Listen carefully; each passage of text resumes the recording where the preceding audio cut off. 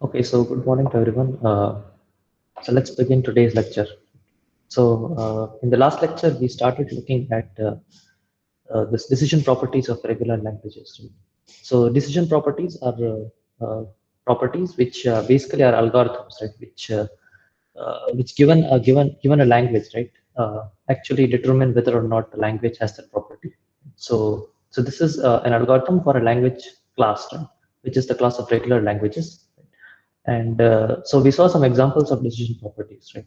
So for example, we saw the membership question, which is that if you're given an arbitrary language and you're given a string, does the string belong in the language? So generally, when we say that you are given a language, you are given one of the representations of the language, right? Which is either a finite state automaton or a regular expression, right? In the case of regular languages. Right. So we saw the membership decision property, and we saw a couple more. So we saw the emptiness problem, the emptiness property, and the infiniteness property. Right. So this is that if you're given a language, how to determine whether or not the language is empty, which means that is there a string that is present in the language, and if you're given a language, how to determine if it is infinite, which means are there an infinite number of strings in the language. Okay. So in the process uh, of providing this algorithm, right, for infiniteness, we also proved this pumping lemma. Right? So just to recap, right? So in the case of infiniteness, right, we said that okay, so if you have so if you're given a regular language, which means if you're given a DFA with n states, right, and if this DFA accepts a string of length n or more, right, then it's also going to accept infinite number of strings, right? Because if it accepts a string of length that's greater than or equal to n, right, then there's going to be a substring, right, of that string, which you can pump, right, which means which you can sort of add more and more copies of that substring, and no matter how many copies you add, the resulting string is still going to be present in the language. So this is a property that's true for all regular languages. Right? So this property is formalized in the form of this theorem, right, which is called pumping lemma, right? So its form is going to be the same, right? Which is that you're going to say that okay, if a language is regular, right, and if it contains a string which is greater than or equal to some length, right, n, right, where n will generally be the number of states in the DFA of that language. Right? So if it contains a string of length greater than or equal to n, then that string is going to have a substring which you can pump, right? Which you can add more and more copies of that substring, and the resulting strings that you get are still going to be in the language. So, so this is the general statement of the pumping lemma. But the pumping lemma is used uh, in order to show that some language is not regular. So, so we are actually going to use the contrapositive of the pumping lemma, right, in order to show that language is not regular. So this is so we are taking a slight detour here, right? So this is not a decision property of a regular language, right? Uh, but this is very useful, right? So this is the first technique. Rather, I mean, we have already seen one technique of how to show that a language is not regular, right? Using the closure properties. But this is the primary technique that is used to show that a language is not regular, which is to use the contrapositive of the pumping lemma.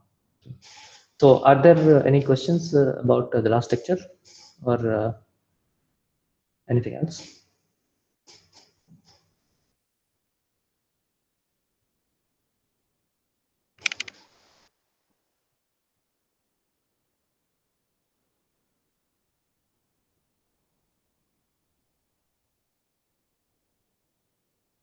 Okay, good. So let's go ahead.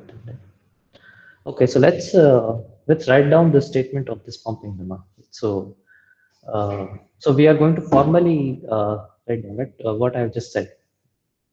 So the way the pumping lemma is written, right, is that suppose you assume, right, so if L is regular,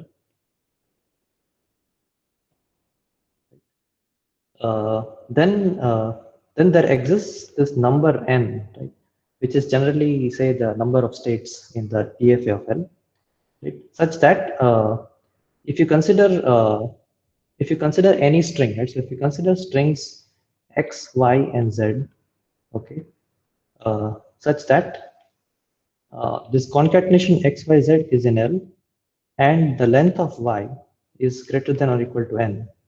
Right? So this is where we are saying that, okay, there is a large enough string that's present in the language. Right? Then you can sort of break down this Y, right? So you have a substring of Y which you can pump. So then there exists this U, V, and W such that Y is equal to the concatenation UVW, and this V is not epsilon, right? And you can pump this string V as many times as you want, right? So this X, U, V to the power I, W, Z is an L. So this is the formal statement of the pumping lemma, right? So it's saying that if the language L is regular, right, then there exists this integer N such that if you consider any string XYZ which is in the language and this length of Y is greater than or equal to N, then this Y can be broken down into substrings, right? So this Y can be broken down into substrings U, V, and W, where V is not epsilon, and this V can then be pumped as many times as you want, right? So as you say, for all I, X, U, V to the power I, W, Z is in L. Okay. Any questions regarding the statement of the pumping lemma?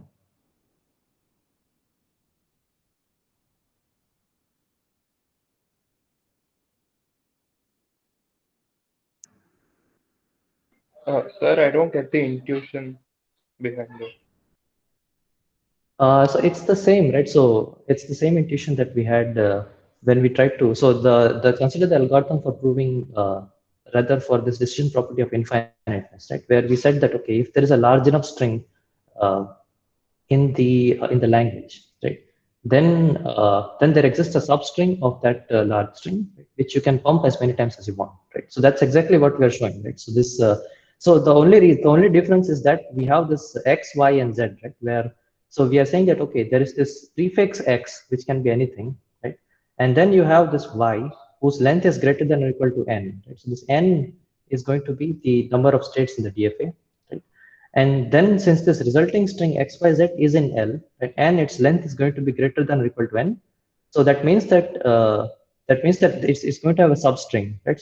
So the substring is this substring V, right, which is not epsilon, and this substring, right, is going to correspond to this cycle that we saw, right, in terms of in the DFA of this language, right, and this substring can be pumped as many times as you want, right? So notice that Y is UVW and XYZ is in L. So we know that X, U, V, W, Z is definitely in L, but this V, right, can be pumped as many times as you want. So for all I, this X, U, V to the power I, W, Z is going to be in L.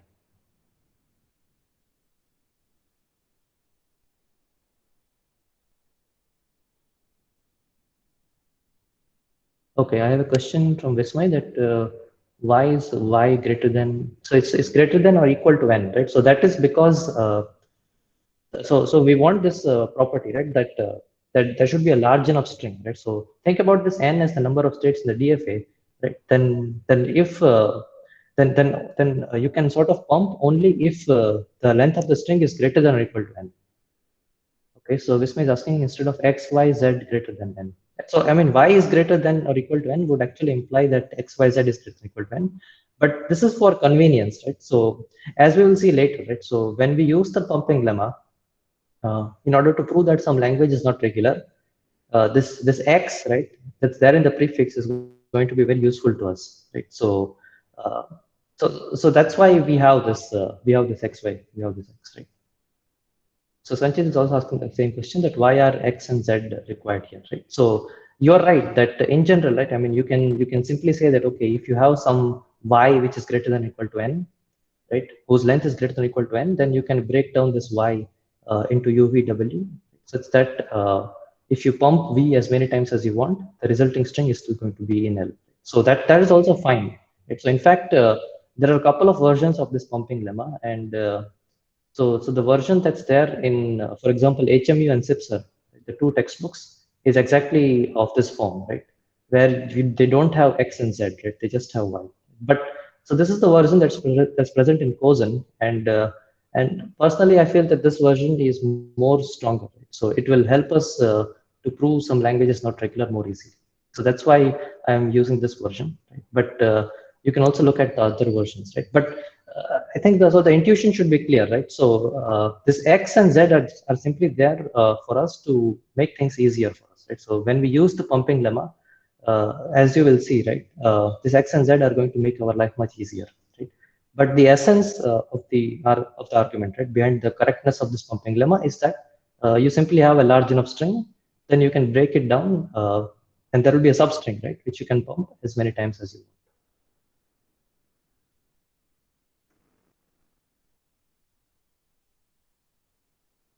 Okay, so apart from this question about X and Z, right, are there any other questions?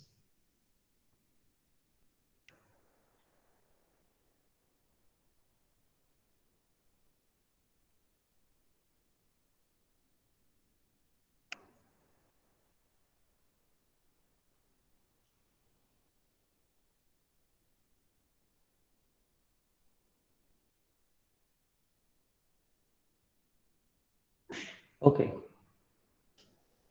So okay, so now as I said, right, so this pumping lemma is saying something about regular languages, right? It's saying that if a language is regular, then this property must hold, right? So it's basically a necessary condition for regular languages.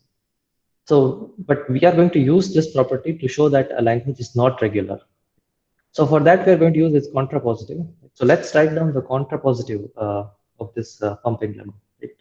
So remember that. So what is a contrapositive, right? So if you have a statement of the form P implies Q, right, then its contrapositive is going to be of the form not of Q implies not of P. Right? So here P is if L is regular, right, and Q is this whole statement regarding the this whole thing, right? So this is P and this is Q. Okay. So now let's write down the contrapositive of this, right? So this will be of the form not of Q implies not of P. So not of P would say that L is not regular. Right? So what's going to be not of Q? Okay. So let's write this down, right? So remember that this whole thing is also an implication, right? So the Q itself is the form of an implication. So we have to be careful when we write down not of Q, right? Okay. So let's do this, right? So given a language L, right? So given L, uh, so if it is true, right, that for all n, uh, there exists an x, y, z such that x, y, z belongs to L and the length of y is greater than or equal to n, then for all u, v, and w such that y is equal to u, v, w and v is not equal to epsilon, there exists an I such that x, u, v to the power I, w, z is not in L, right? Then this would imply that L is not regular.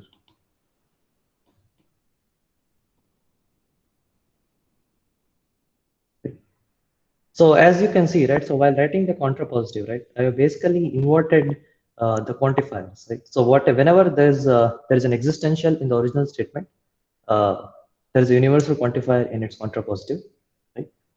And because the P and Q, so Q itself is in the form of an implication, right? So that's why we haven't really negated the antecedents, right, in Q.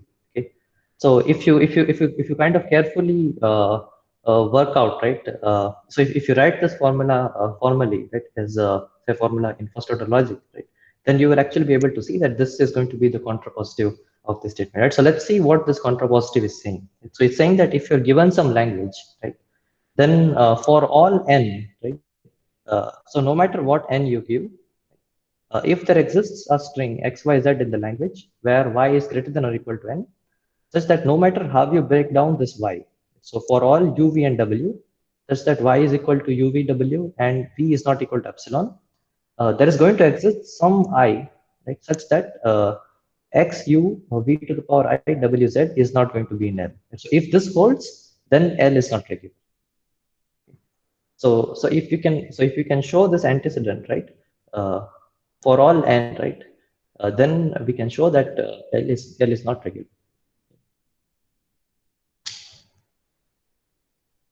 So is the antecedent is the contrapositive of the pumping lemma clear to everyone?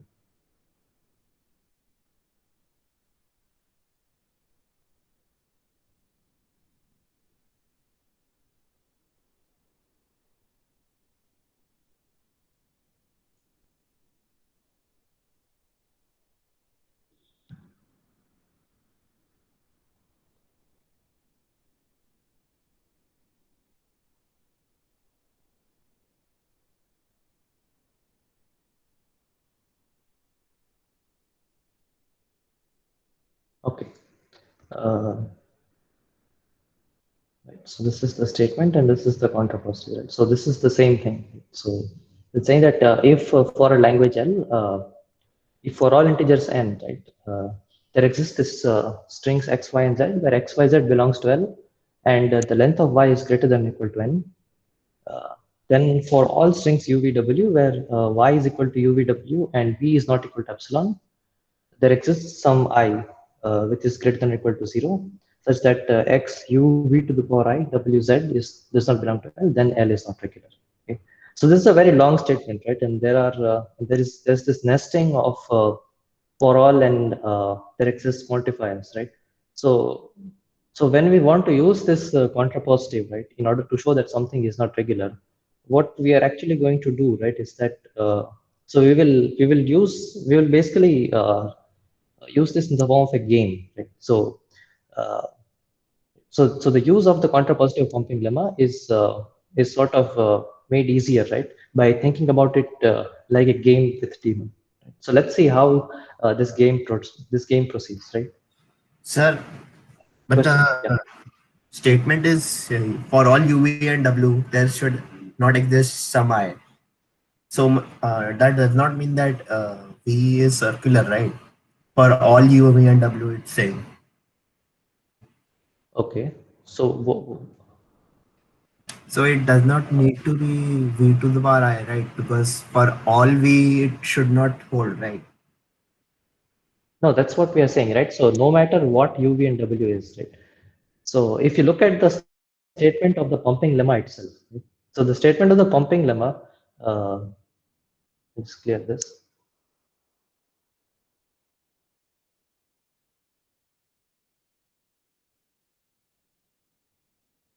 Right, so if you look at the statement of the pumping lemma, right, then the pumping lemma is saying that if you have a string whose length is greater than or equal to n, right, then there exists some way in which you can break these strings, right? This string y, u, v, and w, such that this v can be pumped as many times as you want. So now, if you want to write the So, but contrapositive, right, here then the V you need is to say, unique, right? yeah, Here sorry, the V is some specific yeah, string, right? yes. So no, But so it there does not hold exists for some all V. string, right? So in the contrapositive, right, it should hold for all v, right? So it's like, so in the contrapositive, right, this not of q must hold, right? Uh, Okay, okay. whenever you take the contrapositive, then you invert the quantifiers as well. Right? So that's why this there exists becomes a universal quantifier. Okay. Okay. So let's see how we can make our life easier, right? So instead of remembering this entire contrapositive, right, we can sort of think about this in the form of a game. Okay. So in order to show that some language L is non-regular, right, these are the steps of the game that we follow. So this is a game with the daemon, right? So you are one player and the daemon is the other player. Okay. Uh, so the first step is that the daemon is going to pick some n. Right? So n is some number, some integer that the daemon is going to pick, right? Some natural number. So now once the daemon picks n, then you as a player should pick the strings x, y, and z. Right? So you as a player pick x, y, and z such that x, y, z belongs to L, and this length of y should be greater than or equal to n. So this is in your control, right? So the second step is your step. So you can pick any string x, y, z, but they should have this property that x, y, z, the concatenation should belong to L, and that y should be greater than or equal to n. So in the third step, so what is the daemon going to do next, right? So the daemon is then going to pick, is going to break this string y, right, into some u, v, and w, right? So the daemon is going to pick some u, v, and w such that y is equal to u, v, and w, and this v is not equal to epsilon, right? So this is out of your control, right? So the daemon can pick any u, v, and w, but they will follow this property that this y will be the concatenation of u, v, and w, and v is not going to be epsilon. Okay? So now in the fourth step, then you need to pick an I that is greater than 0. Right? However, if you want to win this game, right, then you need to pick an I such that this x, u, v to the power I, w, z is not in L. And if you can't do that, right, if you can't pick any such I, then the daemon will win, right? So the daemon wins if x, u, v to the power I, w, z is in L, and you would win if x, u, v to the power I, w, z is not in L. Okay. So notice that what we have done, right, is that the steps of the daemon, right, basically correspond to the universal quantifiers. Right? So they say that, okay, no matter what the daemon picks, you must pick the correct value, right? Well, the steps of the existential quantifier, right, or the clauses of the existential quantifier are your steps, right? So if you have a winning strategy, right, which means that if you can pick so the steps that you take, right, should always lead you to should always lead you to victory. Right? So that would be your winning strategy. Right? So no matter what the daemon picks, right, if you always have winning strategy, then the language L is non-regular.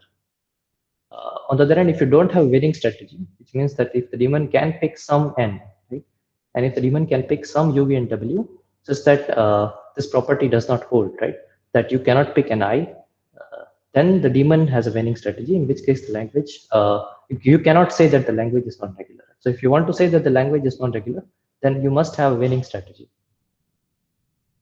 Okay, Sanchit is asking that n is the number of states in the DFA.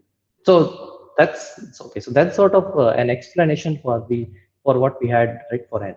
So it's not the statement of the pumping lemma, right, doesn't say anywhere that n is the number of states in the DFA, right? So the statement of the pumping lemma just says that there exists some n. Right? So if the language is regular, then there exists some n.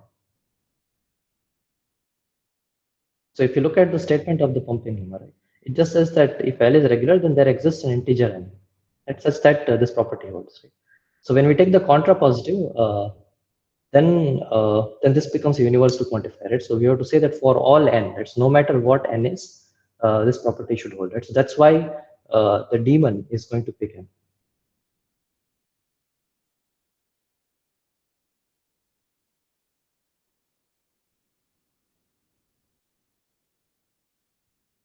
Okay. Any more questions? Sir, but for a regular DFA, it will, if the daemon picks n less than the number of states, won't this statement prove it irregular? No, that's fine, right? If the daemon picks n to be small, right, then that's in our favor, right? Because then we have more strings in some ways, right? That we can choose. Right? So no matter what the daemon picks, uh, you have to sort of pick x, y, and z which follow this property. Right? Uh, so if the daemon picks a value that's less than the number of states, right, then that doesn't really matter to us, right? Because as long as you can pick some x, y, and z which follow this property, you're fine. So you must have a winning strategy for all n. So I think that there's some confusion here because the people are still sticking to this notion of n being the number of states to DFA. Right? So that is something that we just used in order to motivate the pumping lemma. Right? So the proof of the pumping lemma, right, doesn't actually use the fact that n is the number of states to DFA. Right? So the proof of the pumping lemma, or rather the statement of the pumping lemma, just says that n is some number, right, for which this property holds. Right? That if you take a string that's greater than or equal to n, then it has a substring which you can pump as many times as you want. So that's why that's where this n comes from. Okay. So you need to disassociate the proof of the pumping lemma from the actual statement of the pumping lemma itself, right? So So, but if there is a DFA that only accepts a particular string of some n, and choose some smaller n, then there won't be any recurrence, right? Of like we can pick any I that won't be in the language, right? No, so okay, so let's say that there is a DFA with some n number of states, but the daemon expects a value m which is less than n. Okay, so but there still exists a string whose length is greater than n. Therefore, it's greater than m as well, such that there will be a cycle, right? So it's like, so remember that you can pick any string that's greater than or equal to n, right? So if the daemon picks a value m, right, let's say which is less than n, right, where n is the number of states in the DFA,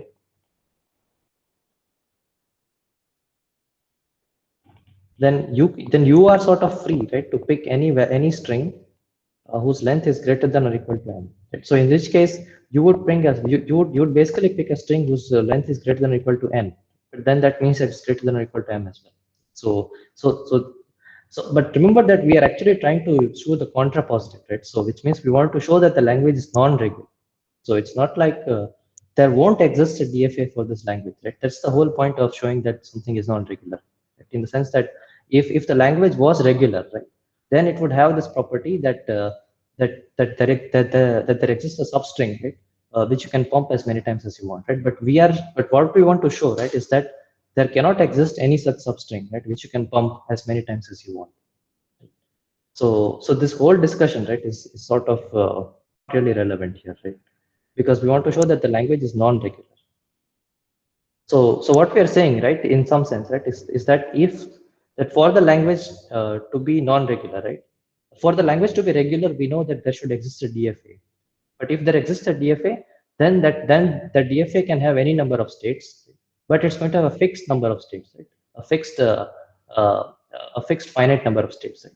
So what we are saying, right, is that if the DF if there exists such a DFA with a fixed finite number of states, then then there must exist this string, right, which you can pump.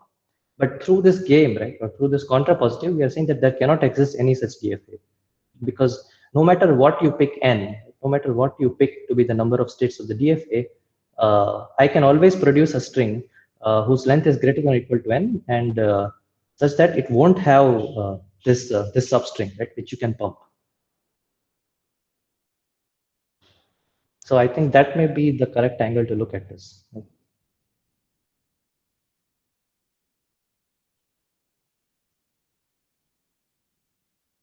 So since we are trying to show that the language is non-regular, right? So we want to show that there cannot exist a DFA which actually accepts this language. So the way we show this is that if the DFA has some number of states, right? So if there exists a DFA, it's going to have some fixed number of states, which means that if you take a string whose length is greater than that number of states, then it must have a substring which you can pump. But in this game, right, and the contrapositive, we show that no matter what is the number of states in the DFA, there always exists this string, right, which doesn't have a substring which you can pump. Okay, Sanchit is asking that if the DFA does not have cycles. No. So then it's regular language, right? So remember, we are trying to show that L is non-regular, right? So if L is finite, right, then it's obviously regular. So we know that if L is finite, then L is regular. So a finite language with finite number of strings can be expressed as a DFA with no cycles. So okay, but with this proof, it would be proved irregular. No, it won't be proved irregular, right? Why would it be proved irregular?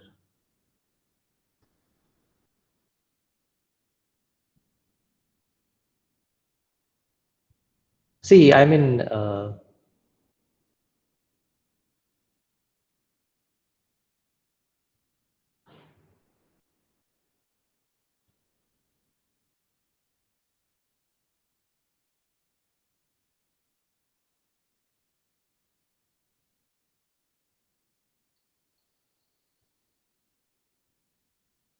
which part? So is this regarding this? Okay.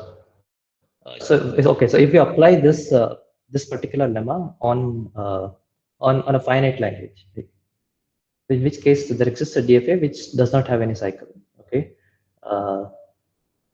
yeah, is that the question? Okay, okay, I see. So let's see what happens if the language is finite, right? So so if the language is finite, right, then it has a finite number of strings that are in the language. Okay, so remember that since in the first step, right, the daemon is going to pick n. So if the language is finite, then I know that the maximum that there's a finite number of strings, so the maximum length, right, is going to be some number. So the daemon can then pick a number which is greater than that maximum number, the maximum length of the string in the set. So in which case you as a player then won't be able to find such x, y, and z, right? Where this length of y is greater than or equal to n. So you will fail in the second step.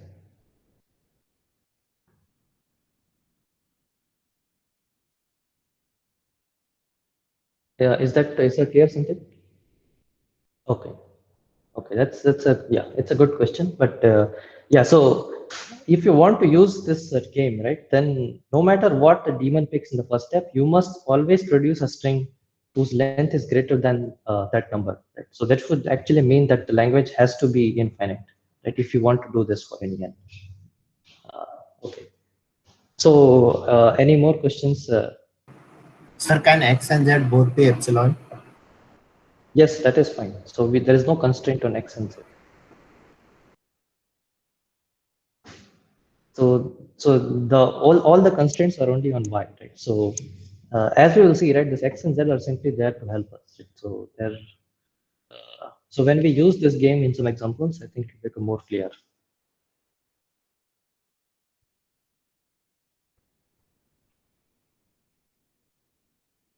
Okay. Any more questions?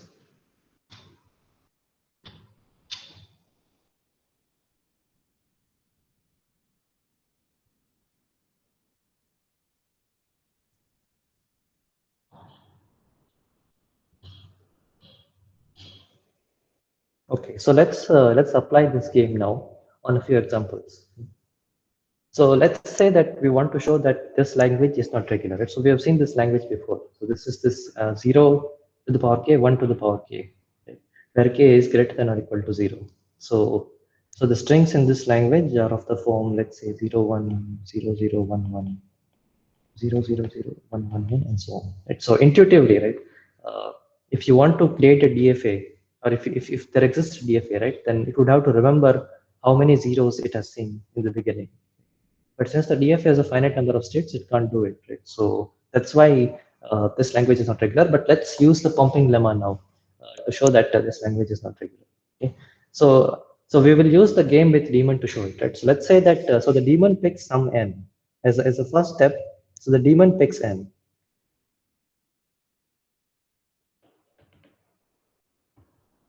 So now you as a player has to pick some some strings x, y, z, such that x, y, z is in the language, and the length of y must be greater than or equal to n. Okay. So let me do this. Right? So let's say that I pick x to be epsilon, y to be 0 to the power n, and z to be 1 to the power n. Okay. So now x, y, z is 0 to the power n, 1 to the power n, which is definitely in the language. And y, the length of y is greater than or equal to n. So that's fine as well. Okay. So now in the next step, right? So you pick, let me write this down. So you pick. Okay. So in the next step, so the daemon is going to pick some u, v, and w, right? Such that y is equal to u, v, w, and v is not equal to epsilon. Okay. So notice though that since y is of the form 0 to the power n, no matter what the daemon picks this u, v, w to be, right, they will be some power of 0. So in particular, right, let's say that the u will be equal to some 0 to the power p, y will be equal to some 0 to the power q, and w will be equal to some 0 to the power r. And since, sorry, not y, but v.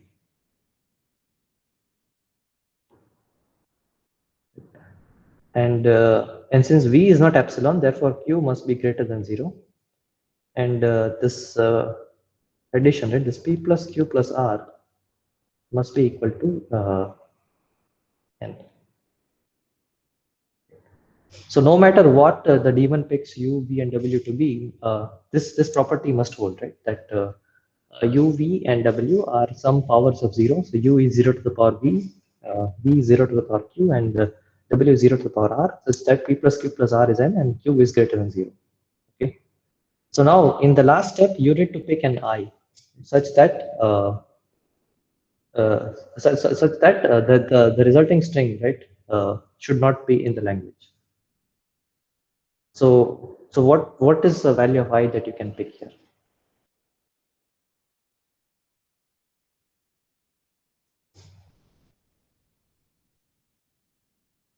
Okay, Costa is saying 2. Okay, Aaron is also saying 2.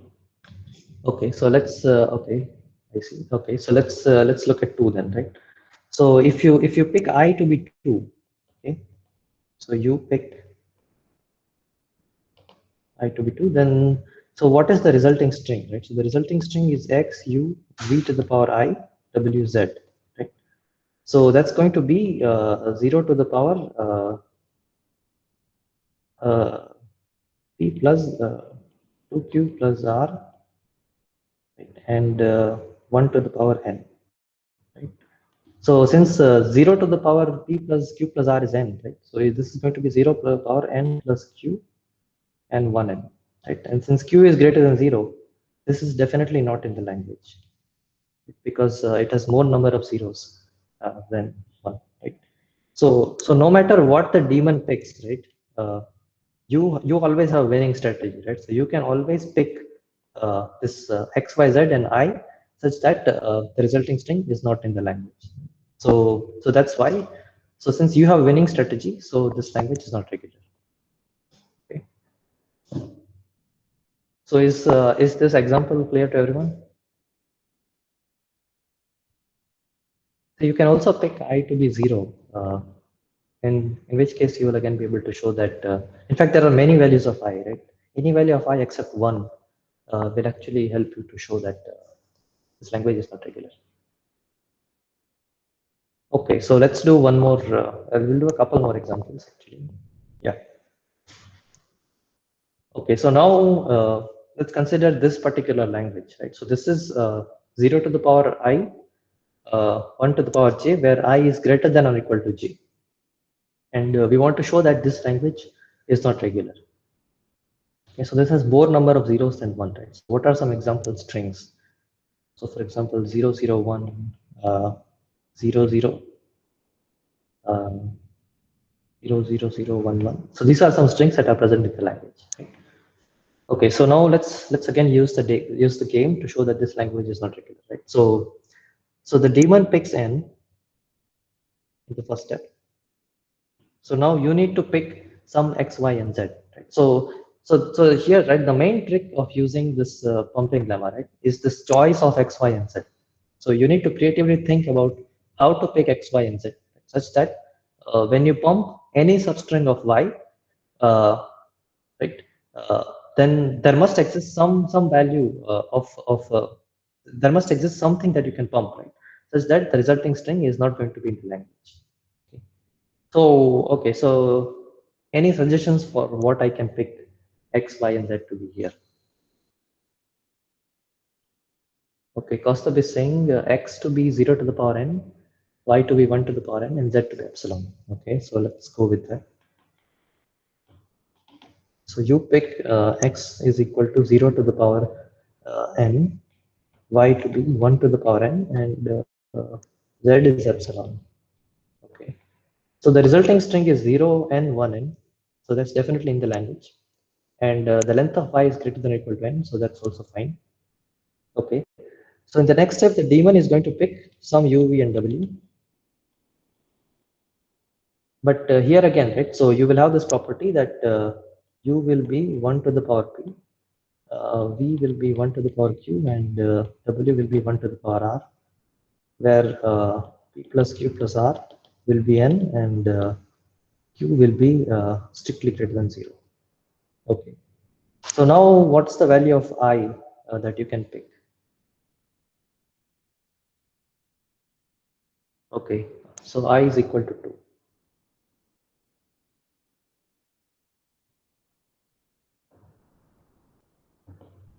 Okay, so what happens if you pick I is equal to 2? So the resulting string will be x, u, v square w and z. Okay, so this is going to be 0 to the power n and then 1 to the power 2 plus 2q plus r.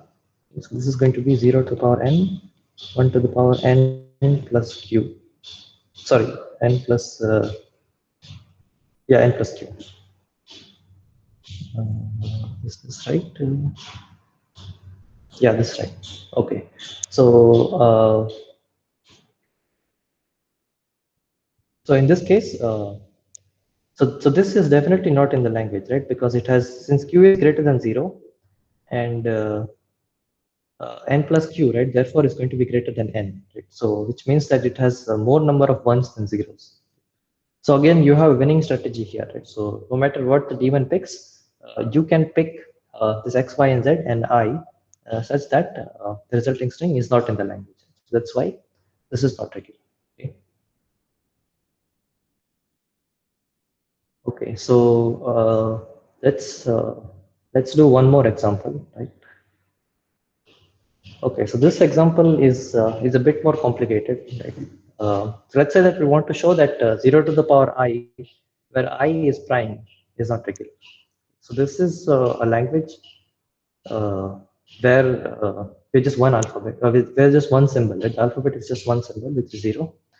And what are some of the strings in this language, right? So 0 is in the language, and 0, 0, and 0, 0, 0, 0 to the power 5, or 7, and so on. It's only prime powers of 0 are in the language.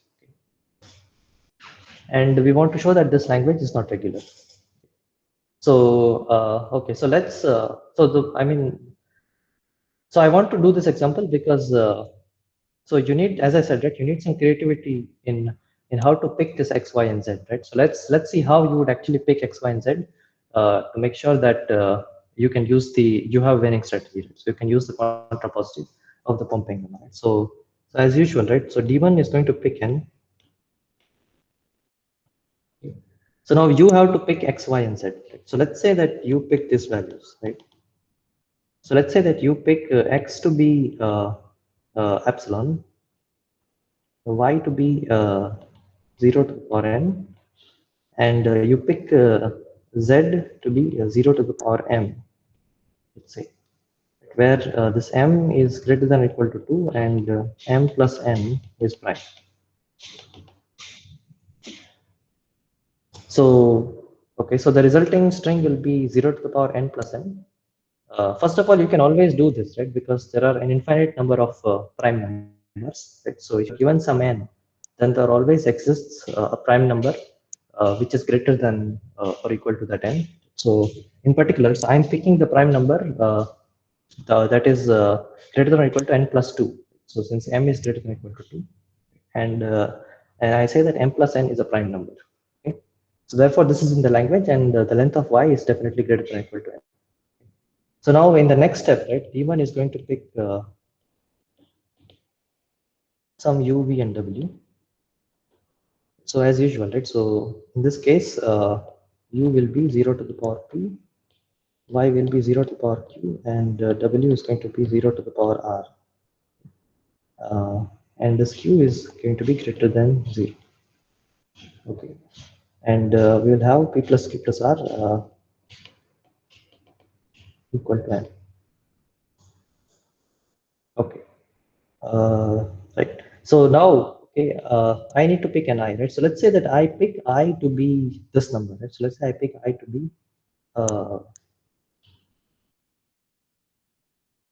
m plus n minus q. Okay. So this number is greater than or equal to 0, right? Because so this q, right, is going to be less than or equal to n. And therefore, since m is greater than or equal to 2, therefore this number is also going to be greater than or equal to 0. Okay. So let's say that I pick this to be I. Okay. So now what's the length of the resulting string? So the resulting string is going to be the length of that string, right? is going to be P plus M plus N minus Q into Q plus R and plus M. Okay. So this is going to be the length of the resulting string, right? So this is this x u to the power I w and z. So since x is epsilon and v is p, and this is I times q, right? So where I is this number, and then this is r, and then this is m. So let's manipulate this, right? So I know that, so I know from here, right, that I can write P plus R as N minus Q. So what I'll get is M plus N minus Q into Q plus M plus N minus Q. So this in turn, right, I can write as M plus N minus Q into Q plus 1. Okay. So now right, this number can be written as this in this way, right? But so this is not a prime number, right? So it has two factors, M plus N minus Q and Q plus 1, right? But we also need to show that none of these factors is actually 1, right? Because remember that a prime number can have, so a prime number has exactly two factors, right? Where one of them is the number itself and the other is 1. Right? So if we can show that neither of these is 1, then we have shown that this number is not prime. Okay. So why is it that neither of these numbers is 1? So it's because, so we know that Q is greater than 0. So therefore Q plus 1 is basically going to be greater than 1. So that's why it's not 1. And I also know that M plus N minus Q. Right? So this number, so since M is greater than or equal to 2, therefore this number is also going to be greater than or equal to 2. So that's why I picked M to be greater than or equal to 2 in the first step. So that's why none of these numbers is 1, and hence this number is not prime, right? Which means that it cannot be in the language. So again, you have a winning strategy here, right? So you can show that no matter what the daemon picks, you can always pick values of x, y, and z, which follow this property. Okay. So is this example and the use of the Pompeian lemma clear to everyone? Any questions?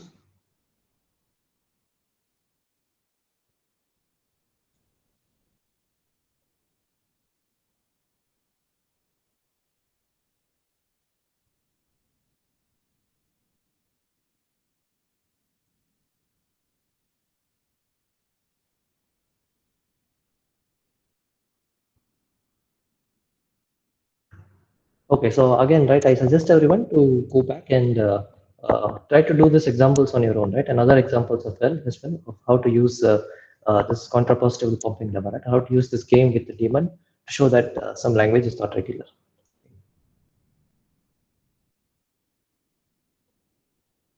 Okay, so we have some few more minutes left, so let's quickly look at another decision property. Okay, so this is the decision property for equivalence, right?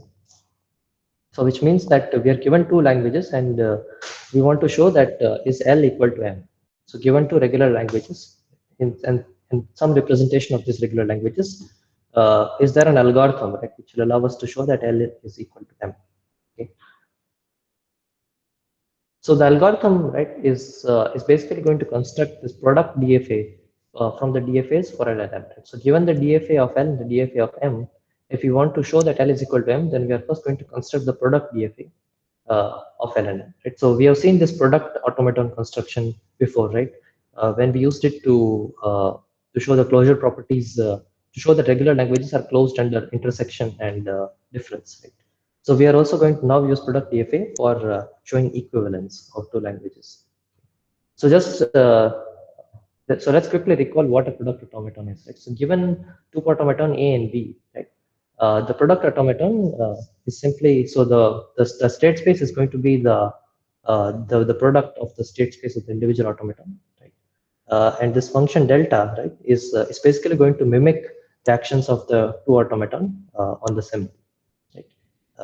So this set of final states, right?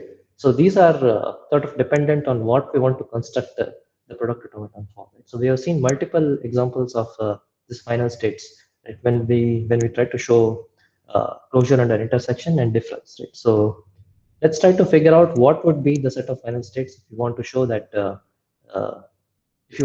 two languages are equivalent, right? So what should be the final states of C if you want to find out whether or not L of A is equal to L of B? So what we want to do right here, right, is that so what does the product automaton do, right? It basically simulates the two automaton at every step, right?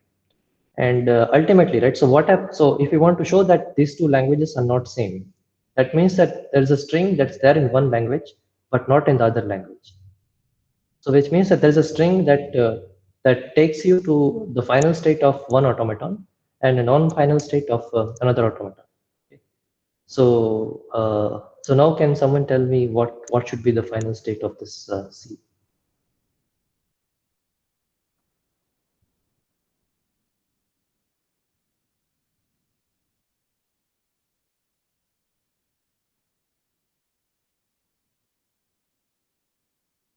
Okay, F symmetric difference. L minus M. Okay, so there are two solutions. So Alan is saying F1 symmetric difference F2. But remember that F1 and F2, right? So F1 and F2 are the final states of the two automaton, right? But for the product automaton, these are not the states of the product automaton. Right? So the state of product automaton is is basically a tuple, right? It is basically Q1 cross Q2.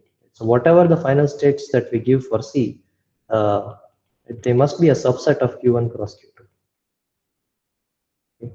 So Ravishra Kumar Valluri is saying this L minus M is null and N minus L is null. Yeah, so that's exactly right, right? So that's exactly what we're going to do, right? So in fact, the final states of this automaton C, right, will be basically F1 cross Q2 minus F2, and then union F2, sorry, Q1 minus F1 cross F2.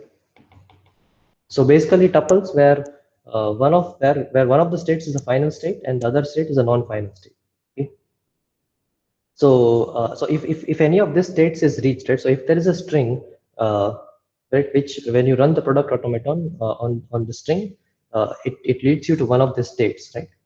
Then that would mean that that string is present in one language and not present in the other language.